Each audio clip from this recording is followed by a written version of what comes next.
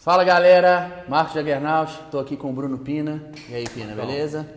Então, Pina, vamos falar. A gente falou muito já sobre campeonatos, já mostramos alguns campeonatos aí no nosso canal, mas a gente nunca falou sobre o rebote, que costuma acontecer sempre pós as competições, né? Sim.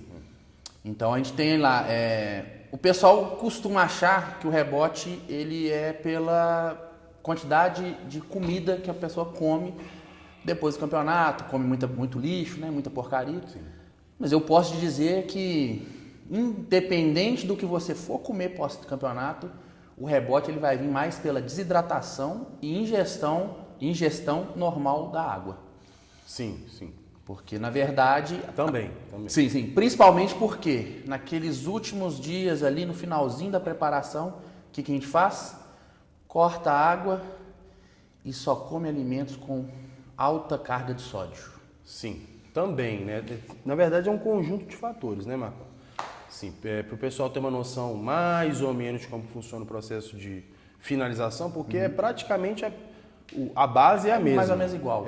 Quase igual, né? Cada um tem o pulo do gato ali, mas geralmente é assim. Algumas pessoas não manipulam sódio, mas todas manipulam água. Sim. Algumas pessoas não jogam lixo, mas todas diminuem a ingestão de carboidrato e aumentam. Por quê? A gente tem uma supercompensação de glicogênio depois, quando a gente faz isso. E a água a gente também tem, digamos assim, a gente tem uma janela de tempo que a gente aproveita para estar no palco, né? Mas Sim. até chegar nessa janela de tempo, a gente tem que fazer uma preparação, né? Então a gente satura a água. Então o processo é mais ou menos assim, a base a gente satura a água. Joga altas quantidades, né? Altas quantidades de água. 7, Inclusive 8. eu chego a beber até 12 litros. 12 litros. Em certo momento. Vai subindo, né? A gente começa com 9, 10, 11, 12. Isso, na verdade, depende de quanto a pessoa bebe normalmente, né? Uma pessoa que bebe 8 litros já normalmente por dia, o cara vai ter que fazer uma supercompensação, vai ter que jogar... E quem bebe 8 litros de água por dia, vamos dar uma maneirada aí, né, amigo? Né? Porque senão, enfim, até água demais, assim, Sim. natureza demais, perde nutriente demais. Então, na verdade, vai ser de acordo com o que a pessoa... Mas, normalmente, pessoas normais, que vão beber por aí 3, 4 litros de água no dia, Sim. você vai para o 8, depois vai subindo, podendo chegar até um 12, né? Enfim. Normalmente você bebe quanto? Eu começo exatamente com 8 e vou subindo até chegar no 12. Mas o seu consumo normal é?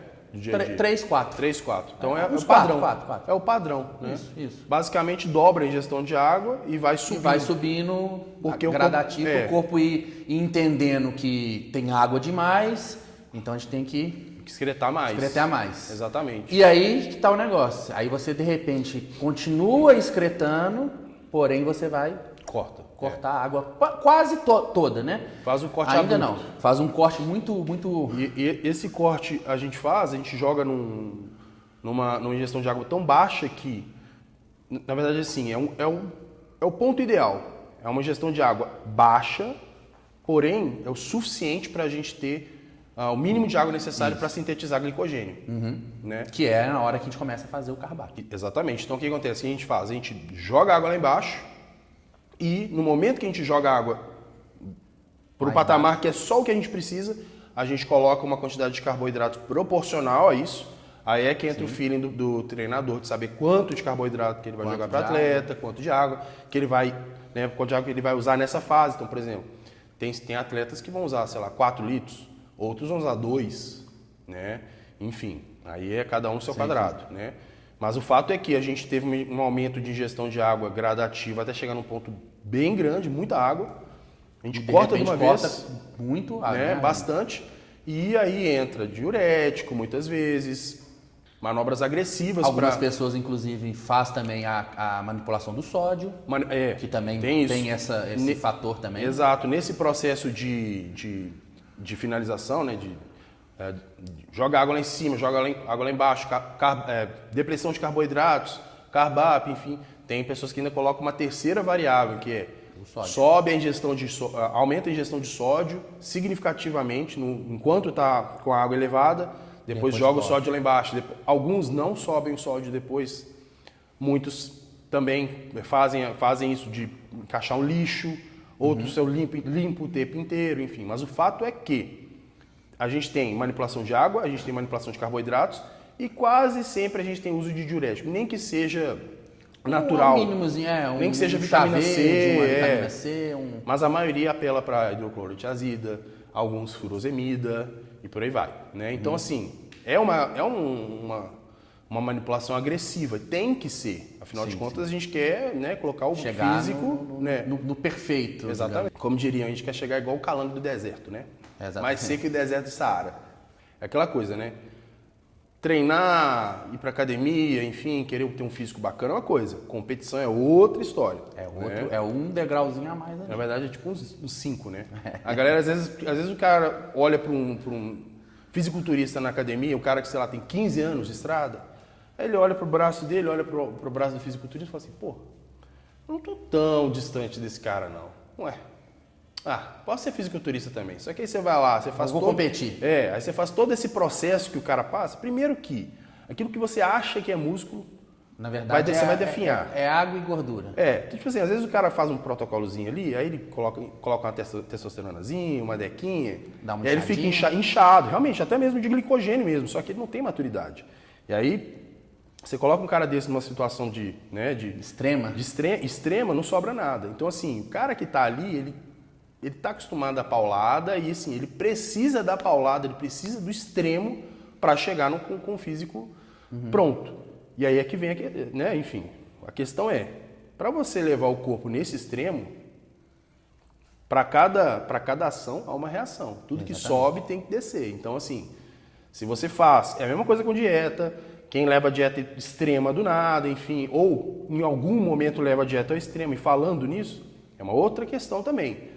Você está numa situação que você está semanas e semanas e semanas, ou até meses, fazendo uma gestão baixíssima de carboidratos, restringindo pra caramba, e aí do nada você come sai primeiro que no próprio processo, na própria finalização, você já tem o cardápio. Você tem o cardápio. Muitas vezes você tem o lixo. No finalzinho ali sempre entra. Algumas pessoas até mais, outras menos, mas sempre vai ter no seu caso, um lixinho ali com a carga maior de sódio. E você sempre coloca. Sim. Sempre a gente corta a água. A partir do momento que vai mais próximo da competição, tira a água e começa a entrar com o lixo, que é com a carga de sódio também, né? Exatamente. Então, muito sódio, carboidrato pra caramba, gordura pra caramba, calorias. Muito altas. E aí, beleza. A gente já calcula mais ou menos para o fisiculturista aí de porte médio, sem ser um absurdamente, né, fora da média, a gente coloca aí uma média de 6, 7, 8 quilos mais ou menos de perda de água. De água, né? Então a gente já conta com esse peso, o básico. Né? Sim. Agora, claro, há situações que às vezes a gente tem que forçar um pouco mais, sai um pouquinho mais de água, peso sai um pouquinho mais. Mas a média é essa, uma finalização bacana, normal. 6, 7 quilos. 6, 7 quilos. No seu caso é mais ou menos isso também. É, exatamente. Pois é. Então se você perdeu 6, 7 quilos, no mínimo você tem que ganhar 6, 7 quilos de volta. Um rebote muito... Pronto, então já o rebote é isso. Já é o rebote. Esse é o rebote. Esse é o rebote padrão. É o rebote perfeito. É o melhor rebote possível. Só que aí é que entra... A questão do psicológico, né? E também fisiológico. Né? Sim, porque normalmente, por exemplo, um atleta meu fez a burrada de sair do campeonato, foi para onde? Rodízio de carne. Você sabe que o rodízio de carne, os caras socam sal até falar que chega na carne. Porque eles querem que você tenha sede para consumir, não só consumir a bebida, como a bebida também te encher e você comer menos carne. Então ele soca sal no negócio. Inteligente. O cara acabou de sair do campeonato com a ingestão baixa de água, sódio também, e foi no rodízio de carne. O que aconteceu? Lotou de sódio. O pé dele deve ter ficado... E bebeu muita água, porque já estava meio desidratado. Então já estava com aquela sede que a gente fala que é a sede eterna. Você bebe 10 litros d'água e você continua com sede. Verdade. Então ele foi bebendo muita água e jogando sal para dentro, O rebote veio foi acho que 12 quilos. Nossa, isso aí é o tipo de rebote que até pode até dar problema. Chega a ser até perigoso. Perigoso. Coração. É uma sobrecarga absurda. Começou a ter problema também na canela. Não conseguia nem andar direito, né? Isso aí, pra limpar isso depois é um... Nossa, ele demorou uma semana. E isso porque eu, né, passei para ele algumas diretrizes para ele fazer, para acelerar esse processo. Demorou uma semana para ele conseguir voltar a treinar sem sentir dor nenhuma no corpo. Nossa, você tá doido. Porque ele foi fazer um treino depois do campeonato que ele falou, velho, tá doendo ficar em pé. Porque tava muito retido. E assim, no caso dele, realmente foi vamos dizer assim, uma fatalidade, né? Foi, assim, foi um erro honesto, vamos dizer assim. Foi ignorância da parte ele dele. achou que, tipo assim, pô, vou ser inteligente. É mesmo. Vou comer carne. De boa, proteína e tô tal. Tô comendo limpo. Porra, tô fazendo certo, né? Mas não era o certo. Exatamente. Então, assim, rebote é um negócio complicadíssimo. Agora, quando é uma situação dessa, sabe pra você ver? Ele estava bem psicologicamente. Ele queria fazer o certo. Foi só ignorância. Agora, a gente tem uma questão que é muito importante, tem que ser levada em consideração, que é o psicológico. Por quê? Existem pessoas que treinam até competir. E tem pessoas que treinam para competir. Então tem pessoas que elas querem, eu quero porque eu quero competir. Por quê, amigo? Porque eu quero tirar foto e tal, e tirar onda, enfim. Seja lá é claro qual que ele for. não vai falar isso. É claro que ele não vai falar isso. Seja lá qual for. Ele vai se convencer o objetivo dele é apenas chegar no campeonato e subir. Então assim, tudo gira em torno daquilo. Tem gente que entra na minha consultoria, o cara treina um ano e entra já assim, olha, eu quero competir no final do ano. Tem que jogar real, amigo. Não tem estrutura ainda para isso.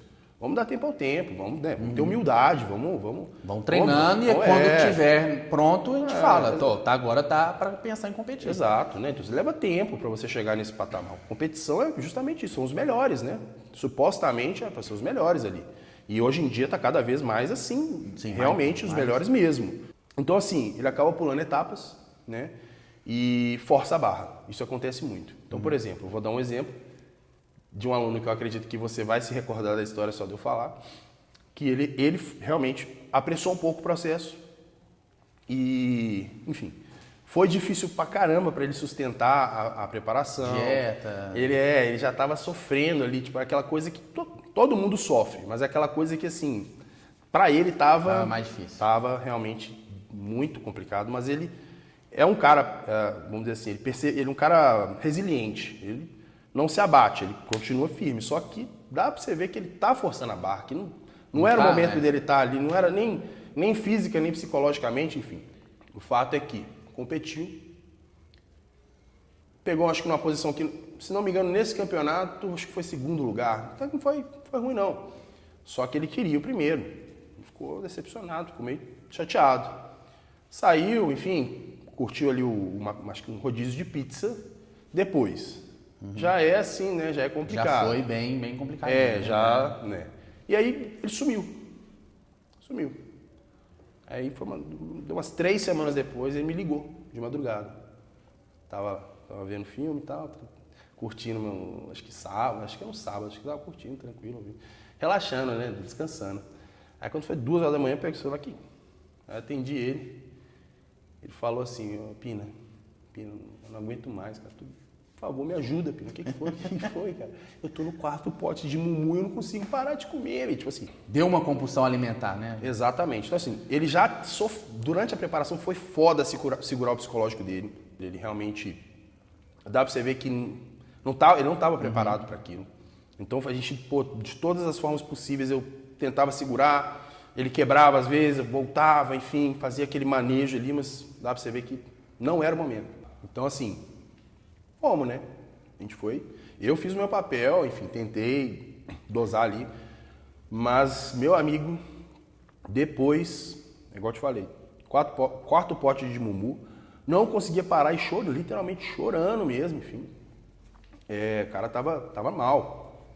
Tentei guiar ali da melhor maneira possível. Só que ele só voltou mesmo pro normal dele uns 2 meses depois. Uns 20 quilos depois. E aí que tá o problema, porque, igual você falou, então, não era o momento dele ainda competir, mas ele quis forçar a barra. Às vezes seria melhor se ele tivesse ido aos poucos, né? Faz uma dieta, aí sentiu que não, tá ruim, aí volta, aí faz de novo uma dieta um pouquinho mais apertada. Exatamente. Já quis chegar botando a cara à tapa. Acabou criando aí até uma compulsão alimentar, né? Então, assim, isso realmente é um ponto que a gente vai deixar para um próximo vídeo, que é muito importante ser abordado.